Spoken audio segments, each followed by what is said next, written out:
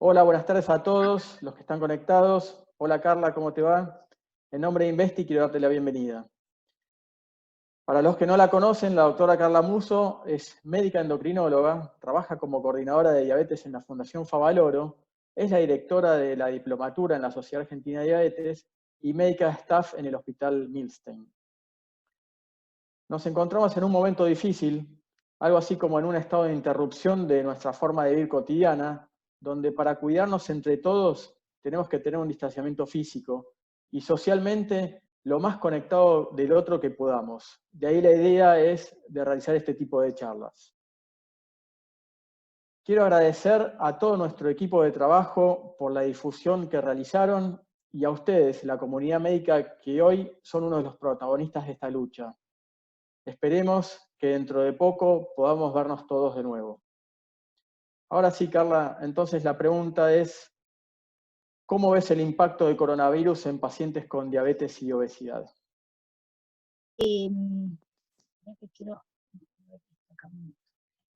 Para ver algunas de las fechas más importantes, decimos que el 30 de diciembre del año de 2019 aparece el primer caso reportado en Wuhan y así rápidamente se conoce la secuencia de este virus, mucho más rápido que en otras situaciones.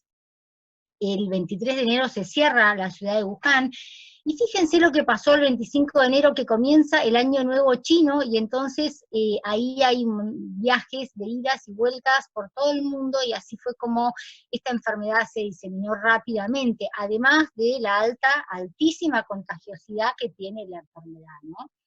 Y otras fechas importantes fueron para nosotros el 3 de marzo, donde aparece el primer caso en Argentina, y el 11 de marzo, donde la OMS declara pandemia global.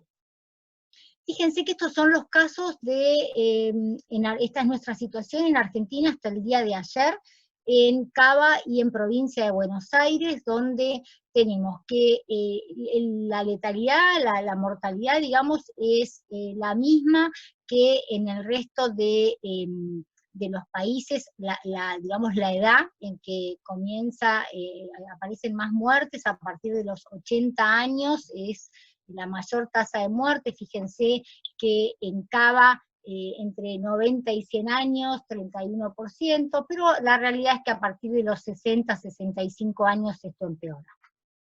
Y lo mismo tenemos en provincia.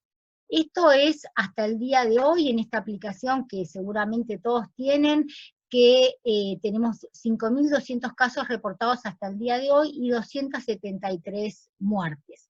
Y en el mundo ya hay 269.000 muertes. Esto también son datos nuestros publicados por el Ministerio de Salud hasta el día 11 de abril, donde vemos la misma tendencia de que comienza la mortalidad, más mortalidad a partir de los 60 años, y fíjense que las comorbilidades, estos son 82 fallecidos hasta el día 10 de abril, fíjense que la comorbilidad más importante es la diabetes, la obesidad, el EPOC. Entonces, bueno, por eso estamos hoy hablando de esto, para ver cómo cuidamos a nuestros pacientes con diabetes de esta enfermedad. En cuanto a los síntomas de la enfermedad, son, bueno, conocidos los síntomas respiratorios, la tos, la fiebre, la neumonía bilateral, una característica menos frecuente pero que existe y nos puede llevar al diagnóstico es la anosmia y la ageusia o la digeusia. Y esto es una gripe que puede ser desde moderada o leve, donde el paciente puede pasarla en su casa sin ninguna necesidad de internación, o hasta una neumonía fulminante, que por supuesto son los casos que llegan a la insuficiencia respiratoria y a la muerte, como vemos en esa tomografía. La transmisión sabemos que es respiratoria y por heces, y el diagnóstico lo vamos a hacer desde el punto de vista epidemiológico, la historia del paciente, o ya sabemos que ahora está circulando en la comunidad, con lo cual es haber tenido un contacto con alguien que haya tenido, o simplemente haber estado en cualquier lugar donde, por eso nos tenemos que cuidar tanto, lavar las manos, etcétera, porque ya está en todos lados. En general se pide una radiografía, una tomografía computada y por supuesto el test diagnóstico fundamental. Las comorbilidades, como les mencionaba, diabetes, enfermedad cardiovascular, obesidad, son las más frecuentes, y esto es un trabajo recientemente publicado que dice que es una teoría, con, digamos, yo creo que poca evidencia, pero que dicen que puede estar también permanecer en el aire, y entonces esto sería bastante más grave. Pero como les digo, son estos trabajos publicados un poco rápido y con poca evidencia. Y cuando vamos al laboratorio del paciente, va a depender mucho de la situación y de la gravedad del paciente, podemos llegar a encontrar dímero D aumentado, ferritina, PCR aumentada, la linfopenia, que se encuentra en todos los pacientes, y el LDH o interleuquina 6, si es que podemos medirla, también va a estar elevada. ¿Cómo entra el virus? Sabemos que entra por vías respiratorias, que es lo que les mencionaba, se replica a nivel pulmonar, y lo que va a hacer es desencadenar una respuesta tanto de la inmunidad celular como de la inmunidad humoral, y esto aumenta citoquímica, una reacción exagerada, que es lo que justifica de alguna manera el daño tan importante que provoca a nivel pulmonar y la descompensación tan rápida de estos pacientes. Entonces, para poder determinar cuál va a ser digamos, la gravedad de la enfermedad, vamos a tener que ver factores que tienen que ver con el virus, el tipo de virus, la mutación, la carga viral que haya recibido. Por eso, cuando hablamos de carga viral, por ejemplo, los médicos que han estado tratando pacientes con COVID han recibido una carga viral, porque a veces han tratado más de un paciente internado y hospitalizado, y entonces recibe una carga viral muy importante, y eso también puede llevar a un médico que está en una situación de buena salud, sin comorbilidades, a la muerte. Y en cuanto también a tener en cuenta tanto los factores virales como el sistema inmunitario de esa persona, ¿no? Que tiene que ver con las comorbilidades que tiene. Por eso tan importante para nosotros es proteger a los pacientes con diabetes. Y otra teoría que salió, y que bueno, hay que comprobarla, a ver si es así, esto en el tiempo se comprobará con más tiempo de experiencia en la enfermedad, es la teoría que explica el poder deleterio que tiene a nivel pulmonar, que tiene que ver con la unión del coronavirus a formando un complejo con la hemoglobina, y de esta manera haciendo que la hemoglobina pierda su funcionalidad. Esto quiere decir que este paciente va a tener una discapacidad para transportar oxígeno y dióxido de carbono, y esto va a ser un poco lo que va a llevar a esta intoxicación a nivel pulmonar que lleva a este patrón tan fulminante desde el punto de vista respiratorio. Y entonces acá vemos un poco lo que pasa también a nivel cardiovascular, porque sabemos que esto complica también al paciente, sobre todo a aquellos pacientes que tienen ya enfermedad cardiovascular previa, esta tormenta citoquímica que se desencadena por la presentación del antígeno, también lleva a enfermedad cardiovascular. Y acá vemos cómo las distintas situaciones de hipoxia, de hipercoagulabilidad, de la miocarditis propia que puede dar el virus a nivel del miocardio, van a llevar a los distintos tipos de enfermedad cardiovascular, que puede ser tanto insuficiencia cardíaca como infarto agudo de miocardio, que es muy frecuente también, y a arritmias. En cuanto a ¿qué les pasa a nuestros pacientes con diabetes? Bueno, va a haber, sabemos que una relación bidireccional entre lo que es la diabetes y las infecciones.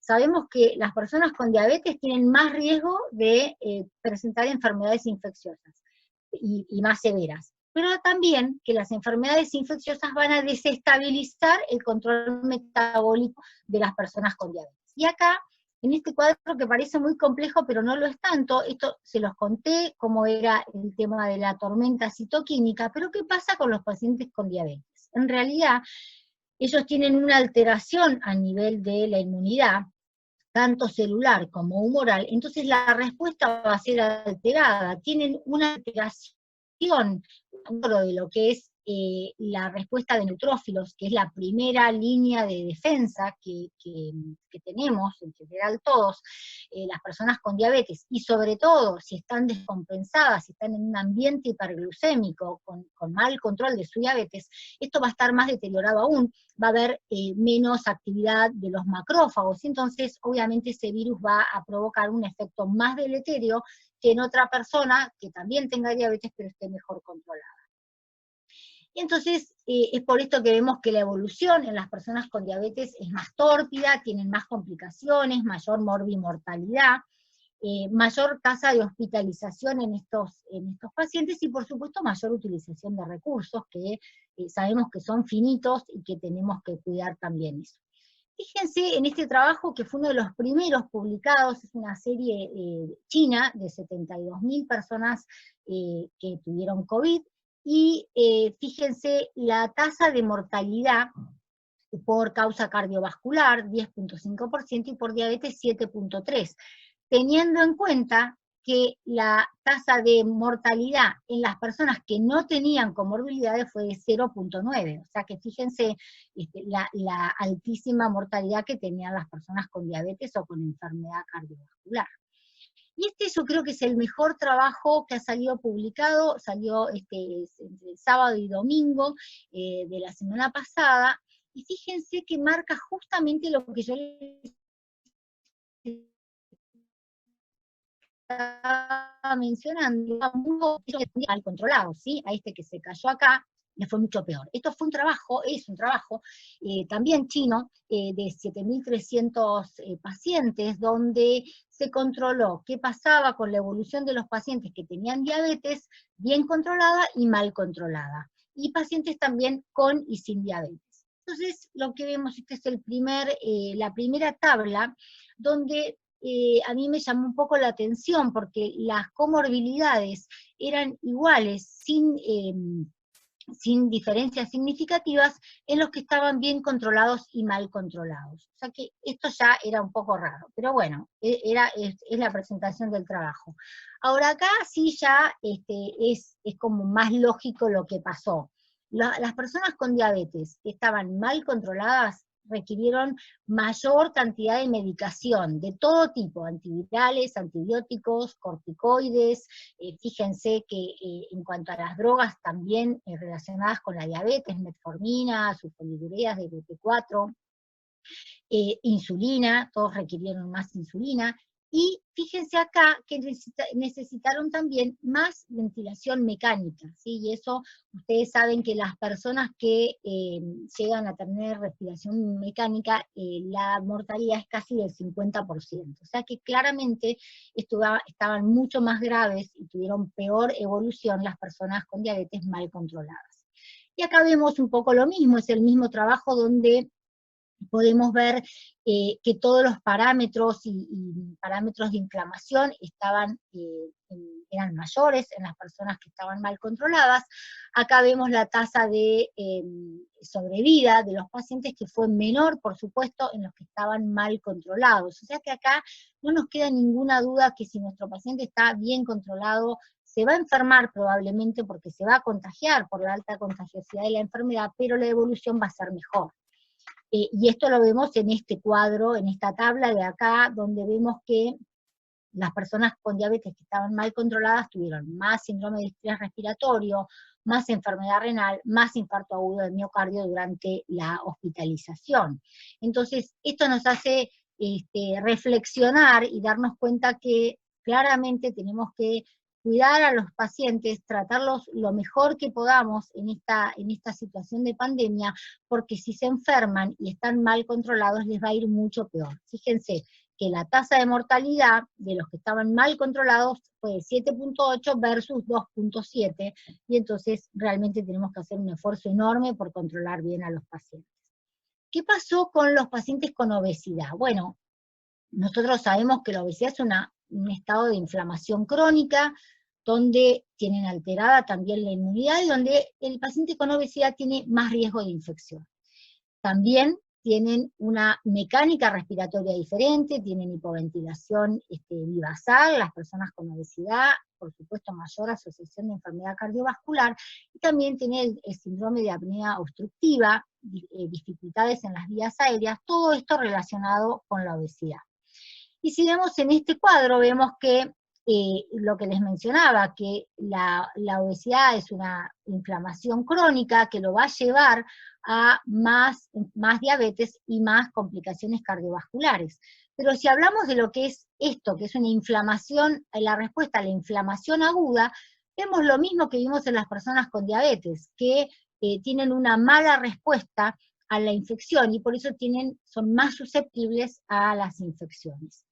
Si nos vamos un poco para atrás en el tiempo, vemos qué pasó con las personas con obesidad que tuvieron enfermedad por influenza, y entonces ahí vemos que las personas que tenían índice de masa corporal mayor de 40 tenían el doble de muerte y de entrada a cuidados intensivos, que también la obesidad fue un factor independiente de aumento de infecciones, y en este último trabajo vemos que las personas de bajo peso y las personas con índice de masa corporal mayor de 40 fueron las que necesitaron mayor hospitalización con influenza. Ahora, ¿qué le pasa a la persona con obesidad?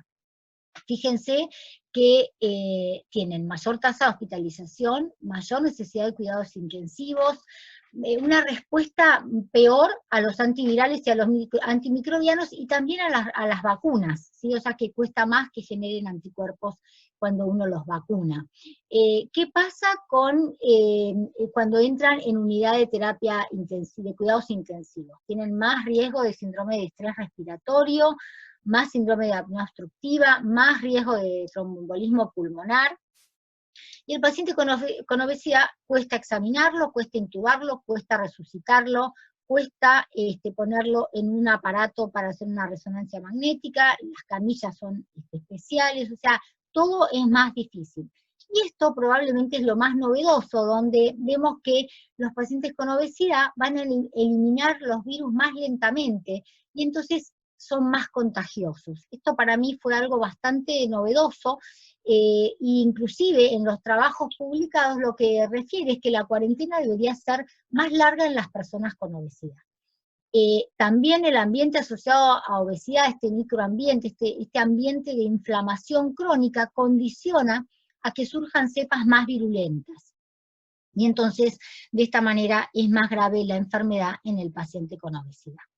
Fíjense, este es uno de los trabajos que salieron ahora con COVID, y lo que hicieron fue analizar los pacientes que necesitaron asistencia mecánica, ventilación mecánica, con respecto a su índice de masa corporal. Fíjense que el 47.6% de los pacientes tenían un índice de masa corporal mayor de 30, y un 28% mayor de 35. Miren en este gráfico que el 85% de las personas que tenían índice de masa corporal mayor de 35 necesitaron asistencia mecánica. Entonces, claramente vemos que la obesidad fue muy frecuente en esta corte, que la severidad se asociaba a índice de masa corporal mayor de 35, y que entonces tenemos que cuidar también a las personas con obesidad, así como cuidamos a las personas con diabetes. Y en este otro trabajo que salió, es una serie de pacientes del hospital en Nueva York, donde el 21% tenían índice de masa corporal entre 30 y 35, y 16 mayor de 35. Y nosotros hasta ahora venimos diciendo que los que más riesgo tienen son las personas mayores de 60 años, y que son los que más tenemos que cuidar, pero fíjense que este trabajo nos demuestra exactamente lo contrario. ¿Quiénes necesitaron mayor hospitalización? Las personas que tenían menos de 60 años y que tenían índice de masa corporal mayor de 35. Y lo mismo, la admisión a terapia, a una unidad de cuidados intensivos. Fíjense que más del doble de los pacientes menores de 60 años requirieron cuidados intensivos cuando tenían índice de masa corporal mayor de 35. Esto preocupa mucho, sobre todo en Estados Unidos, porque el 40% de la población tiene índice de masa corporal mayor de 30. Esto quiere decir que, bueno, es lo que estamos viendo, ¿no? En Estados Unidos más de 70.000 muertes hasta el día de hoy, realmente les está yendo mal y probablemente parte es asociado a la obesidad que hay en Estados Unidos. Entonces, bueno, como vemos claramente por lo que estamos diciendo, es que hay un riesgo incrementado para las personas con obesidad versus con las personas no obesas. Y si tenemos acá en este cuadro, como para resumir lo que le pasa a las personas con obesidad, es que tenemos esta dificultad que les mencioné a nivel pulmonar, la asociación con enfermedad cardiovascular y con diabetes, la alteración en la respuesta inmune y esta diseminación viral aumentada y esta mayor carga viral en las personas con obesidad, que nos llevan claramente, sumando lo metabólico más el déficit de la inmunidad, a tener mayor gravedad en la infección por esta enfermedad. Entonces, ¿qué vamos a hacer? ¿Cómo vamos a cuidar a las personas con diabetes y obesidad? Bueno, básicamente vamos a tener mucho cuidado con el tema de la glucemia y probablemente vamos a tener que aumentar el monitoreo en estos pacientes, tener un control más exhaustivo de todas las comorbilidades, controlar el estado nutricional de estos pacientes que sabemos que hoy, creo que nos está pasando a todos, esto de estar confinados y encerrados, la gente está comiendo más, mal, y no se está cuidando mucho, y esto es también relacionado mucho con la ansiedad, el encierro, así que a los pacientes con diabetes les pasa esto también, y a los que tienen obesidad les pasa también lo mismo. Y otra cosa que tenemos que hacer es implementar una rutina de actividad física, aún encerrados, aún en un departamento, pero tenemos que dar este consejo de una forma muy contundente. Cuando ya el paciente tiene COVID positivo, obviamente, como en cualquier otro paciente, lo vamos a aislar, vamos a ver los síntomas que tiene el paciente y ver si ese paciente se puede quedar en su casa, si es una gripe, si esto se manifiesta como una gripe leve o moderada, y si no, bueno, obviamente el paciente va a tener que ser internado. En los pacientes con diabetes tipo 1, la realidad es que tenemos que hacer más monitoreo, medir cetonuria, y muchas veces vamos a tener que implementar cambios en el esquema de insulina, tal vez más o menos, pero de alguna forma vamos a tener que hacer un ajuste, lo mismo hacer ajuste en medicación en las personas con diabetes tipo 2, y esto va a tener que ver mucho con la telemedicina, con estar en contacto con este paciente, porque por un lado queremos que no venga a la consulta porque está en cuarentena y porque tiene más riesgo, pero de alguna manera nos tenemos que conectar, y por eso surge esta idea de la telemedicina.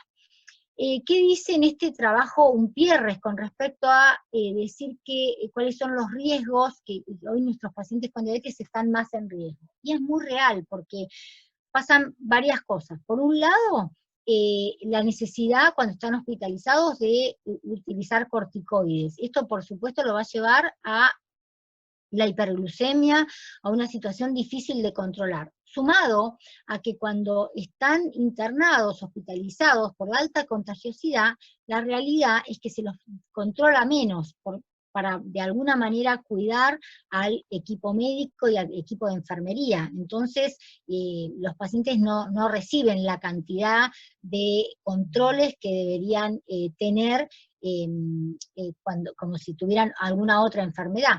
Lo mismo este control, esto que les decía, menos monitoreo, y por ahora no se recomienda el monitoreo continuo de glucosa en los pacientes que están internados, esto relacionado con la hipoxia que tiene el paciente en esta situación, sobre todo si está respirado, digamos, con ventilación mecánica.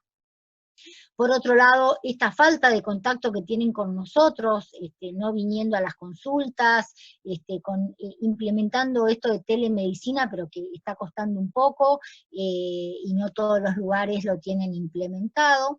Y por otro lado, algo que también pasó fue la interrupción de los IECA-UARA2 por esta situación de creer que interferían o que estimulaban la unión del virus a los receptores de AC2, que lo vamos a mencionar, y entonces suspendieron, y los pacientes obviamente aumentaron su riesgo porque tuvieron descontrol de su hipertensión arterial, etcétera, y esto lo llevó a más riesgo.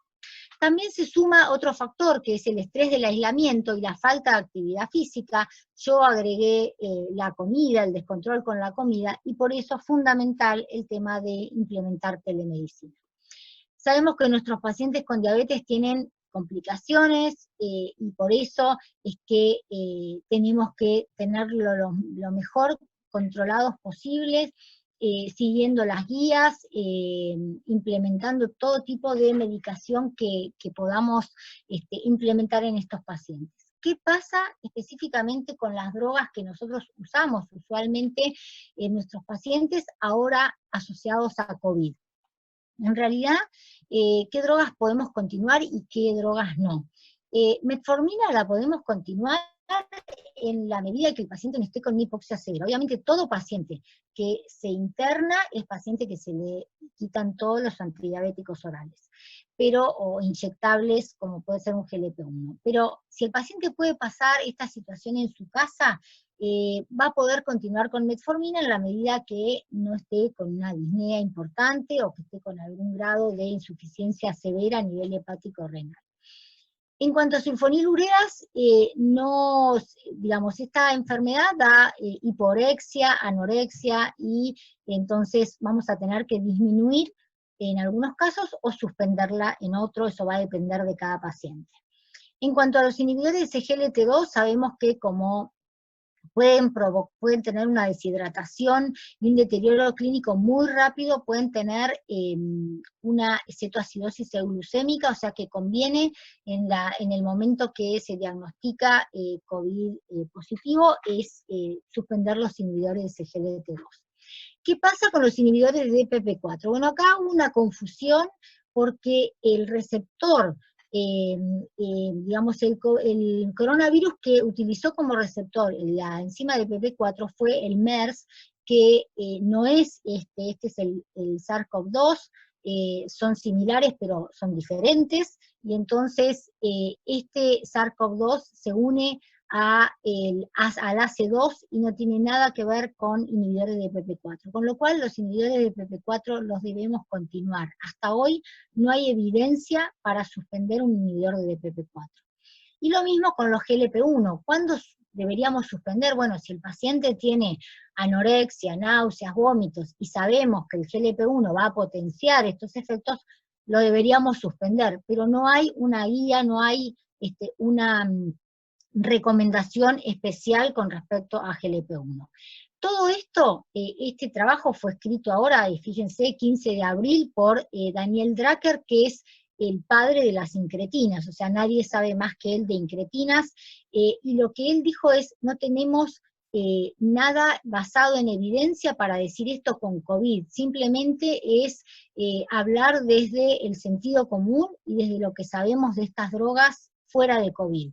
Con COVID, la verdad es que vamos a tener trabajos más adelante, obviamente ya hay varios trabajos ongoing con todas estas drogas que yo les estoy mencionando. Entonces, ¿cuál sería la recomendación puntual? Hoy la recomendación es tratar a los pacientes con diabetes y tenerlos lo mejor compensados posibles para que, si se enferman, tengan una enfermedad leve y no grave. Ya cuando son COVID positivos es lo que les mencionaba recién, y cuando llegan a la hospitalización, obviamente la implementación de insulina. La telemedicina presente en todo momento con estos pacientes que no pueden venir a la consulta. Y esto se los traje simplemente no para hablar de terapia con insulina, sino para que vean que cuando nosotros implementamos terapia con insulina, todos sabemos que tenemos que hacer 4 o 5 controles cuando el paciente está con un basal plus o un basal bolo, y cada 2 horas está con una bomba.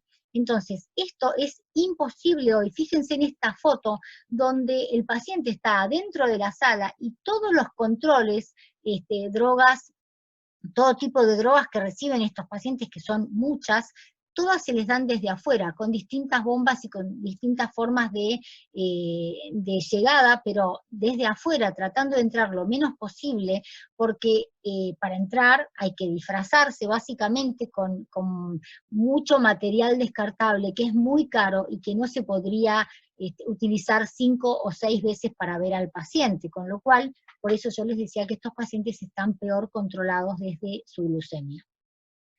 Entonces, algo que se podría implementar en un paciente lúcido, no que está en ventilación mecánica, que está lúcido, que está insulinizado previamente, o sea que ya venía utilizando insulina, le podemos dar el control a él, para no tener que entrar a controlarlo, a medirle la glucemia y a aplicarle insulina rápida. Entonces, esto sería algo que se podría implementar. Y en cuanto a lo que yo les mencionaba de cómo actúa el virus, simplemente para mencionarles que el virus se une al AC2 y se invagina y hace una down regulation de los AC2.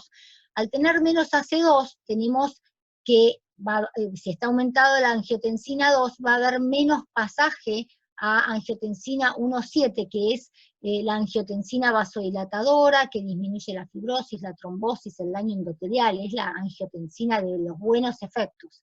Si tenemos poco AC2, lo que vamos a tener es que va a aumentar la angiotensina 2, que es básicamente la que hace lo contrario, la vasoconstricción, el daño endotelial, etc. Entonces, la realidad es que nosotros sabemos que los IECA y ARA2 aumentan la expresión de los AC2. Entonces el miedo fue, si aumentamos los AC2 y el virus se une a los AC2, vamos a tener más virus que se van a acoplar a esta enzima y entonces vamos a tener una enfermedad peor. La realidad es que todos estos trabajos que salieron este fin de semana en New England no demostraron, fíjense, 8.910 pacientes, 12.000 pacientes, 6.200 pacientes, no demostraron que la utilización de IECA o ARA2 empeoran la mortalidad o la mayor severidad de la enfermedad, así que eso no hay que sacarlo, esto es peor si se lo sacamos que si le dejamos los IECA o ARA2. Y entonces, para terminar, en estos pacientes la recomendación es el mejor control glucémico, la hidratación, pautas de alarma frente a hipo o hiperglucemia, respetar y implementar un tratamiento más exhaustivo de la diabetes, la vacunación, fundamental vacunar a los pacientes contra la gripe y contra neumonía, que tengan el esquema de neumonía sobre todo completo, y lo que les mencionaba de telemedicina. Ahora, si el paciente ya tiene síntomas de infección, fiebre, tos, hiperglucemia, etcétera, vamos a ver si tiene cetonuria. Si tuviera cetonuria, vamos a acudir a una guardia, bueno, no sé por qué se hicieron todas estas rayas, y si no tiene cetonuria vamos a ajustar el tratamiento. En cuanto a la telemedicina que yo les mencionaba, es esta atención remota de los pacientes que en algunos lugares se está implementando, contactar a los pacientes y implementar las recetas digitales que ya muchas obras sociales las están aceptando. Y en cuanto a, para terminar, hoy sabemos que la mejor vacuna para las personas con diabetes es quedarse en casa, mantener la glucemia controlada, y la vacunación antigripal y antineumococo. Esto creo que es el mensaje más importante y sobre todo el tema del mejor control de nuestros pacientes. Y creo que fue todo. Muchas gracias, Carla. Muy claro toda la presentación. Ahora sí, invitamos a toda la comunidad médica que si quieren nos pueden ir haciendo algunas preguntas, las van escribiendo en el chat y las vamos, yo te las voy pasando por una cuestión de que si empezamos a habilitar micrófonos, se cae todo lo que es la conversación. Bueno. Hay una primera pregunta, en realidad, que es, bueno, obviamente todo lo de telemedicina, que es muy importante de forma preventiva hoy por hoy para que el paciente no llegue descompensado. Pero hay una primera pregunta, si desde la Sociedad Argentina de Diabetes, hoy por hoy, tienen algún protocolo para pacientes descompensados y con COVID, o sea, con coronavirus. Mira, la sociedad ha sacado algunos documentos como para esto de, digamos, sacó consejos, sobre todo estos que yo les mencionaba, de tener este contacto muy cercano con el paciente, el tratamiento así intensificado de alguna manera. No hay un documento especial que haya sacado. Sí, el comité de embarazo sacó una comunicación porque lo que se trata con las mujeres embarazadas que tienen que hacer diagnóstico de diabetes gestacional, por ejemplo, en la semana 24 a 28, la idea es que estas mujeres no estén en un laboratorio. Normalmente lo que hacemos es una curva basal y a las 2 horas. Y la idea es, se desaconseja esto para que la mujer embarazada no esté en un laboratorio 2 horas. Entonces, lo que se hace es hacer glucemias en ayunas digamos, con monitoreo, y a las 2 horas, postprandiales en su casa, para que la mujer no acuda al laboratorio. Y lo mismo sacaron la Sociedad Canadiense de Obstetricia, sacó un documento también relacionado con esto. Pero no hay un documento especial para un tratamiento especial del paciente con COVID, no, es como implementar y, digamos, fortalecer el tratamiento que ya tenía el paciente y mejorarlo, digamos. Está bien, muchas gracias. Tenemos acá algunas preguntas. Nos preguntan, por ejemplo, en los pacientes con diabetes tipo 1, infectados, ¿hay que hacer ajuste de dosis de insulina? Sí, eso yo lo mencioné porque en realidad lo que da esta enfermedad es mucha astenia, mucha hiporexia, y entonces pueden pasar dos cosas. Si el paciente está comiendo mucho menos, a pesar de estar infectado, puede tener hipoglucemias. Entonces, porque yo le decía que lo que hace la infección es descompensarlo y ponerlo hiperglucémico al paciente. Pero esto hay que ver cada caso en particular, porque si el paciente está con diabetes tipo 1, está comiendo mucho menos porque no tiene hambre, porque se siente mal, porque está con fiebre, porque está hospitalizado, altamente probable que tengamos que bajar la dosis de insulina. Ahora, si el paciente no la está pasando tan mal, está comiendo medianamente bien, es probable que la infección en realidad le dé hiperglucemia. Y entonces por eso tenemos que tener un contacto muy cercano con ese paciente para ajustar rápidamente dosis de insulina rápida o el análogo lento que esté utilizando, pero rápidamente reaccionar y tratar de que esté con la mejor glucemia posible. Está bien, muchas gracias. Otra pregunta que nos hacen es, ¿qué valor tendría la cirugía metabólica en los obesos diabéticos? Por supuesto con COVID negativo, para solucionar por lo menos en parte la patología de base. Mira, justo salió un trabajo también sobre qué hacer en este momento con la cirugía. La verdad es que se desaconsejan las intervenciones quirúrgicas en esta situación. IFSO sacó un documento hace muy poquitas semanas y diciendo que desaconseja la cirugía en este momento, a pesar de que el paciente esté con obesidad o descompensado, no es el momento para pensar en una cirugía. De hecho, saben que hay muy pocas consultas, muy pocas intervenciones de todo tipo, en todo tipo de pacientes. Hoy las guardias están casi vacías de otras situaciones. Estamos preocupados porque los pacientes, por miedo a infectarse, no van a la guardia con angina, con dolor de pecho, o sea, como los pacientes están muriendo infartados en su casa, y esto está preocupando mucho, porque de hecho los cardiólogos están hablando de este tema, porque de un momento para otro la gente se infarta menos, no están viniendo a la consulta y están quedándose en su casa enfermos. Entonces esto es... por eso no nos plantearíamos una cirugía metabólica en esta situación. Está bien.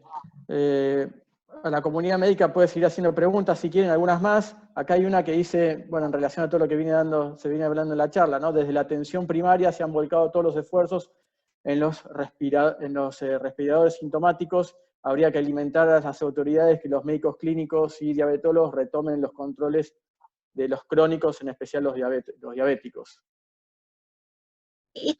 Esto nos preocupa mucho porque, por supuesto, nosotros estamos viendo muchos menos pacientes. Los pacientes no vienen a la consulta, con turno, sin turno, no vienen.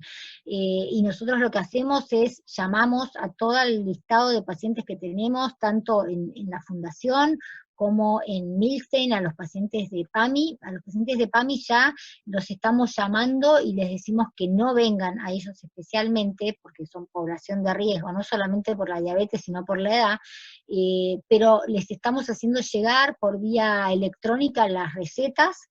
Los llamamos y preguntamos cómo están, que nos den los últimos análisis, que nos den y nos lean el último monitoreo que tienen. Estamos haciendo mucho hincapié en eso para que los pacientes no estén descompensados, pero nos preocupa que no vengan, o sea, muchos no se pueden hacer análisis, no van al laboratorio. Esto es muy preocupante porque, digamos, cuando esto pase, vamos a haber tenido pacientes que han estado 3 o 4 meses sin atención, sin la atención que tenían previamente, ¿no? Tal vez el llamado telefónico puede ayudar, pero creo que no suplanta a la entrevista personal. Obviamente hoy tenemos que usar esta herramienta de la virtualidad para todo, y bueno, lo tenemos que implementar, esto de telemedicina, que tal vez nos cuesta porque es tan nuevo, pero que no nos queda otra alternativa, así que esto yo creo que, digamos, de alguna manera hay que aprovecharlo y hay que hacerlo. Sí, tal cual. Voy a leer unas preguntas más. Una dice acá: buenas tardes, soy médica de cabecera de PAMI y hace 40 días que no atendemos presencialmente, solo teléfono, pero no damos abasto. ¿Cómo reacomodar los controles? ¿Solo podemos hacer el control de monitoreo y nada más? Y mira, nosotros tampoco los estamos viendo los pacientes, solamente los estamos llamando y les estamos mandando recetas, pero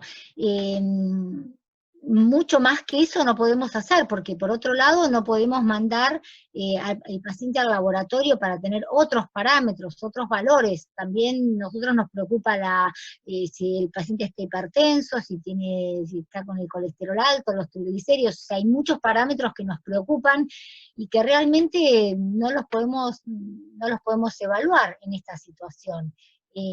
Pero por lo menos la glucemia, digamos, nosotros estamos ahora hace bastante tiempo ya, no tenemos una mirada tan glucocéntrica, miramos otras cosas y miramos el riesgo cardiovascular, pero en este momento de pandemia, de riesgo elevado por glucemias altas, y estamos mirando sobre todo la glucemia.